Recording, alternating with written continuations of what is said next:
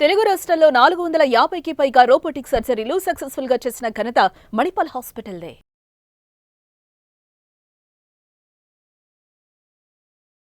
Hi viewers, welcome to Suman TV. బేసిక్గా చాలామంది younger generation నుంచే హార్ట్ స్ట్రోక్స్ అనేది కామన్గా వింటున్నాం. మనం ఏదైనా మ్యారేజెస్కి వెళ్తే సడన్గా కుప్పకూలిపోవడం చూస్తూనే ఉన్నాం. ఏంటి అసలు ఏం ప్రాబ్లం వల్ల ఇలా జరుగుతుంది అని చూసే లోపే హార్ట్ స్ట్రోక్ అంటున్నారు. అసలు ఎక్కువ కార్డియో చేసినా కూడా హార్ట్ స్ట్రోక్ వచ్చే ప్రమాదం ఉంది అంటున్నారు. అసలు ఈ హార్ట్ స్ట్రోక్ అంటే ఒకప్పుడు మనకు అనిపించేది 50+ ఉన్న వాళ్ళకి మాత్రమే హార్ట్ స్ట్రోక్, పెద్దవాళ్ళకి ఏజ్ పెద్దదైన తర్వాత వాళ్ళకి అనేది. ఇప్పుడు జనరేషన్ చూసుకుంటే 20, 18, 16 ఇయర్స్ నుంచి కూడా హార్ట్ స్ట్రోక్స్ అనేది ఎక్కువగా వింటూనే ఉన్నాం. అసలు ఈ హార్ట్ స్ట్రోక్స్ ఎందుకు వస్తున్నాయి, అసలు ప్రాబ్లం ఏంటి, అసలు అవేర్నెస్లో ఎలా తీసుకువెళ్ళాలి, అసలు చాలామంది కూడా ఈ హార్ట్ స్ట్రోక్స్లో చాలా డౌట్స్ ఉంటూనే ఉన్నాయి.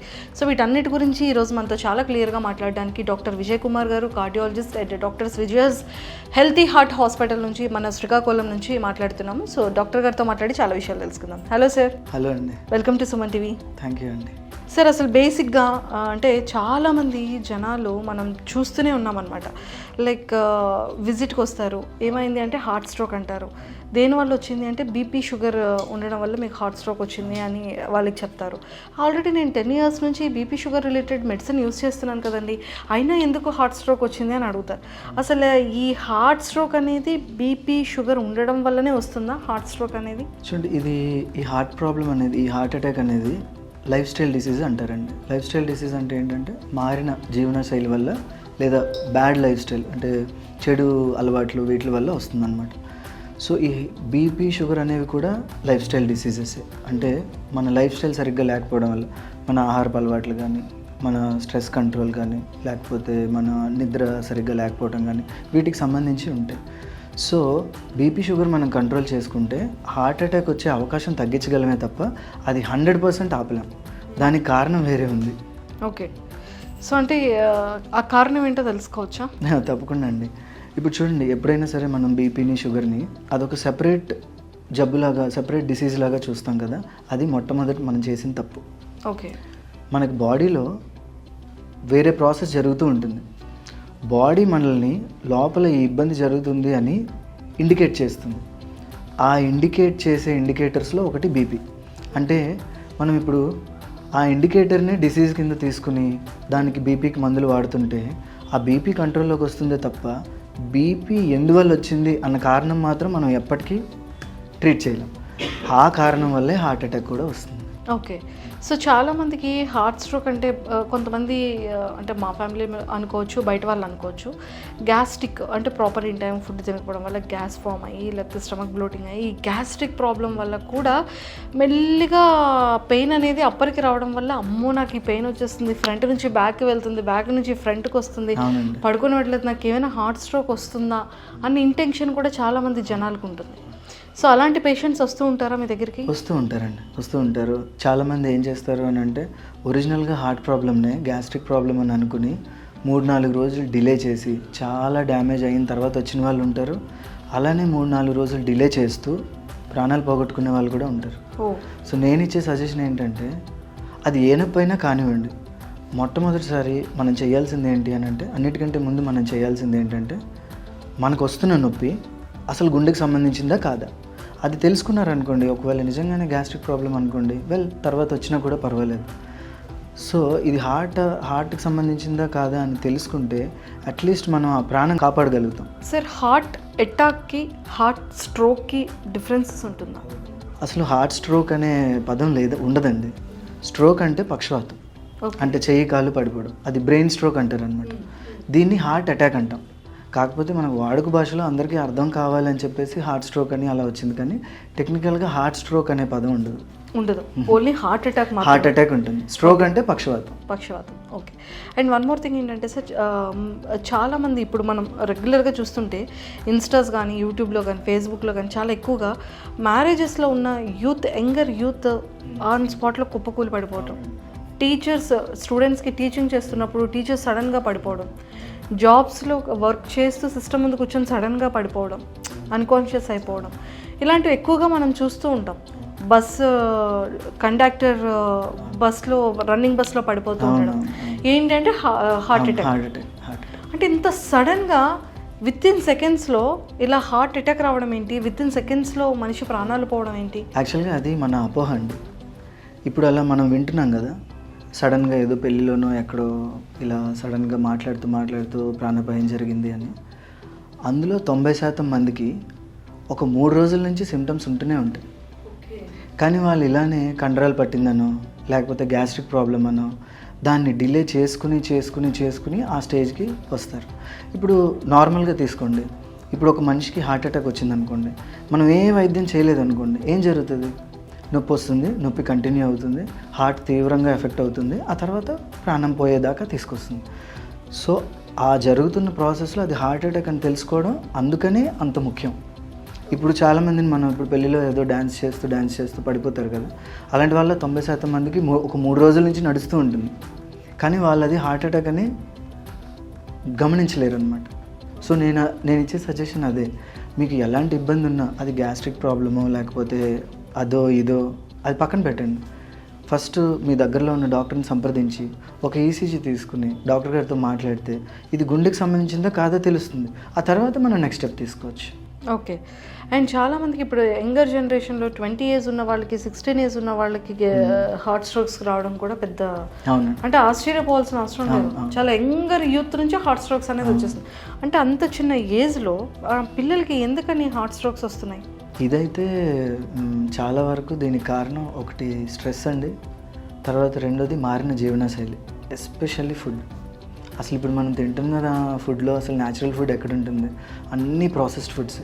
ఇంతకు ముందు జనరేషన్కి ప్రాసెస్డ్ ఫుడ్స్ చాలా తక్కువ. సో వాళ్ళకి ఏంటి 60 ఏళ్ళ తర్వాత మాత్రమే హార్ట్ ప్రాబ్లమ్స్ వస్తాయి అని. మేము చదువుకున్న రోజుల్లో కూడా అలానే ఉండేది, 60 ఏళ్ళ తర్వాత ఈ హార్ట్ ప్రాబ్లమ్స్ కామన్ అని. కానీ మేము చదువుకుని ప్రాక్టీస్లోకి వచ్చేటప్పటికి ఈ హార్ట్ ప్రాబ్లమ్స్ ఏంటి 20 సంవత్సరాల నుంచి కూడా చూస్తున్నాం అన్నమాట. దానికి రిలేటెడ్గా మన ఆహారపు అలవాట్లు, అందుబాటులో ప్రాసెస్డ్ ఫుడ్ ఎక్కువ అవడం కూడా జరుగుతుంది. అండ్ ఇంకోటి ఏంటంటే సార్, చాలా వరకు హార్ట్ అటాక్స్ వచ్చిన తర్వాత బైపాస్ సర్జరీ అంటారు, లేకపోతే హోల్స్ అంటారు, లేకపోతే ఓపెన్ హార్ట్ సర్జరీస్ అంటారు. అసలు ఇలాంటి చాలా కైండ్ ఆఫ్ సర్జరీస్ ఉన్నాయి. అసలు ఈ సర్జరీస్ వరకు వెళ్ళాలా, లేకపోతే మెడిసిన్తో కూడా క్యూర్ అయ్యే ఛాన్సెస్ ఉంటుంది? లేదండి. ఇప్పుడు మనకి ఏదైనా హార్ట్ అటాక్ వచ్చిందనుకోండి, అప్పుడు మనం ఎగ్జాక్ట్గా లోపల ఏం జరుగుతుంది అని తెలియడానికి యాంజియోగ్రామ్ అని ఒక టెస్ట్ చేస్తాం. యాంజియోగ్రామ్ చేసిన తర్వాత అందులో ఉన్న లెవెల్ ఆఫ్ ప్రాబ్లం, అంటే ఎంత ఎక్కువ ప్రాబ్లం ఉంది అన్నదాన్ని బట్టి ఈ ట్రీట్మెంట్ ఆప్షన్స్ ఉంటాయి. కొంతమందికి మందులతో సరిపోతుంది, కొంతమందికి స్టెంటింగ్ వరకు వెళ్తుంది, కొంతమందికి ఓపెన్ హార్ట్ సర్జరీ చేయాల్సి వస్తుంది అనమాట. లోపల ఉన్న యాంజియోగ్రామ్ రిపోర్ట్ ప్రకారం మన ప్రోటోకాల్ ఉంటుంది.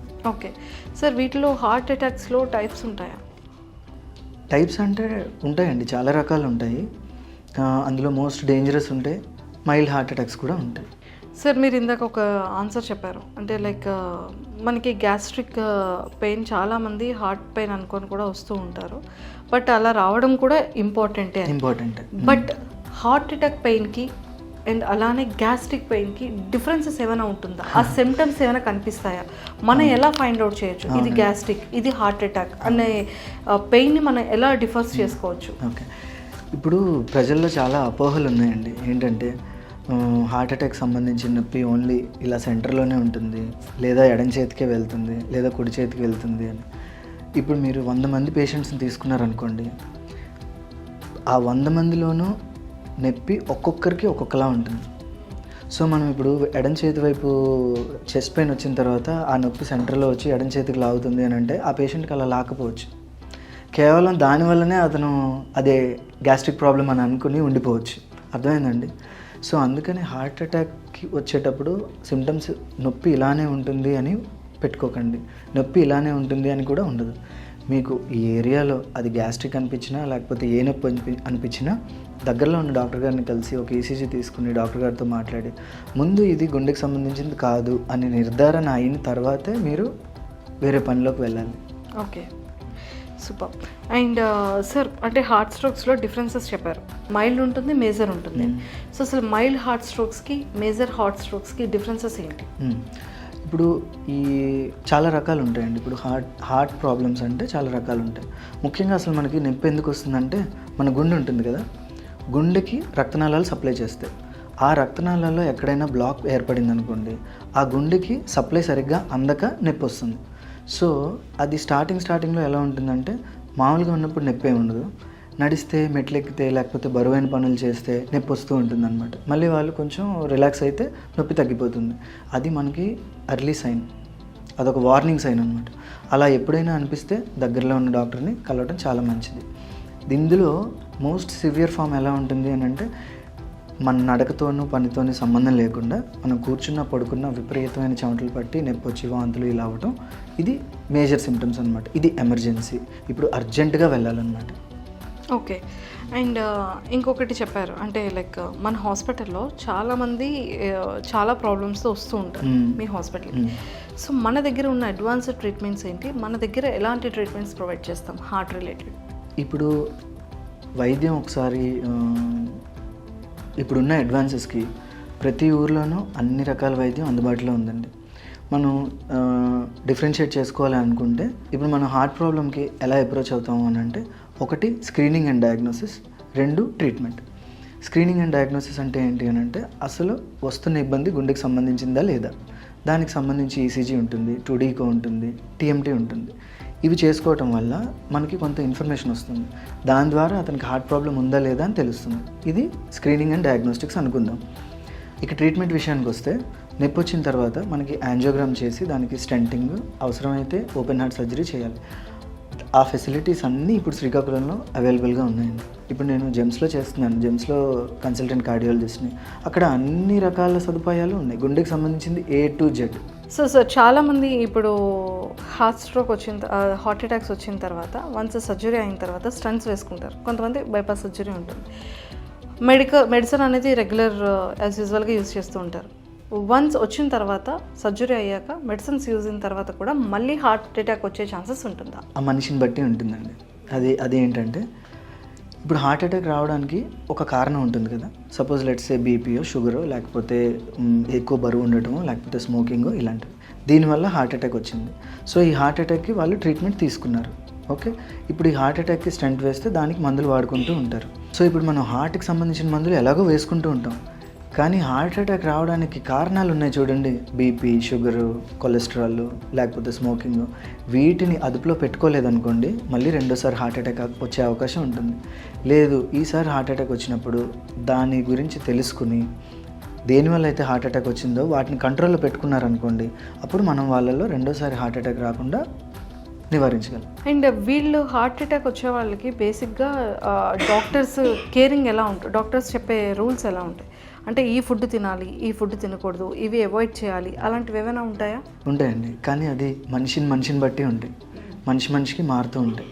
సపోజ్ ఇప్పుడు ఒక పేషెంట్ ఉన్నారనుకోండి, అతనికి బీపీ, షుగర్, కొలెస్ట్రాల్ ఇలాంటివి బయటికి ఏమీ తెలియకుండా హార్ట్ అటాక్ వచ్చిందనుకోండి, వాళ్ళు ఒక సెపరేట్ సబ్సెట్ కింద వస్తారు. సో వాళ్ళు తీసుకోవాల్సిన జాగ్రత్తలు వేరేలా ఉంటాయి.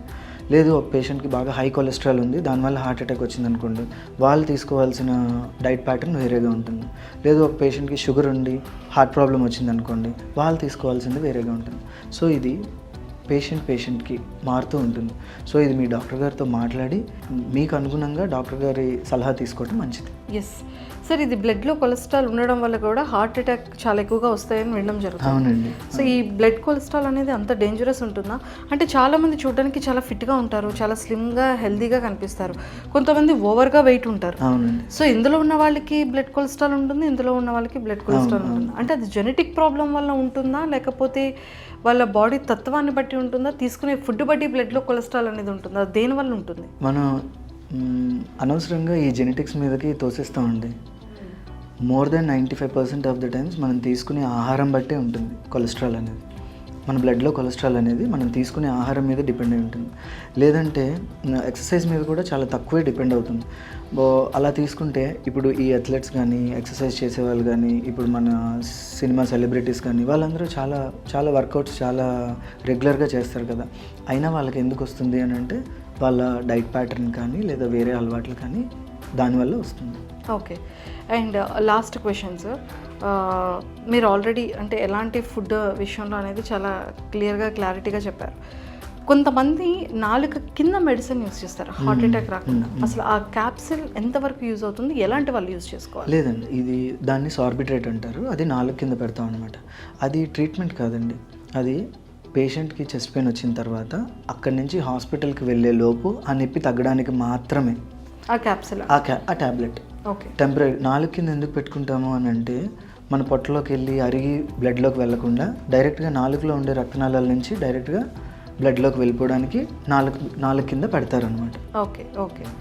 అండ్ వన్ క్వశ్చన్ సార్, ఇప్పుడు హార్ట్ అటాక్ అనేది చాలా ఎక్కువగా స్ట్రెస్ వల్ల, ఆల్కహాల్ స్మోక్ వల్ల అండ్ మారిన లైఫ్ స్టైల్ వల్ల ఎక్కువగా వస్తుందండి. సో ఈ స్మోక్, ఈ డ్రింకింగ్, ఈ గుట్కాస్ ఇవన్నీ కూడా ఎంతవరకు హార్ట్ మీద ఎఫెక్ట్ పడుతుందని చెప్పొచ్చు? డ్రింకింగ్ కంటే కూడా ఈ స్మోకింగ్ గుట్కా అనేది చాలా ఎఫెక్ట్ చూపిస్తుందండి. ఇప్పుడు ఈ హార్ట్కి సప్లై చేసే రక్తనాళాల్లో బ్లాకేజెస్ అని మాట్లాడుకున్నాం కదా, దాన్ని ఆ బ్లాక్ని చాలా వేగంగా పెరిగేలాగా చేస్తుంది ఈ కొలెస్ట్రాల్ కానీ ఈ స్మోకింగ్ హ్యాబిట్స్ కానీ. Thank you sir, thank you so much and nice talking to you.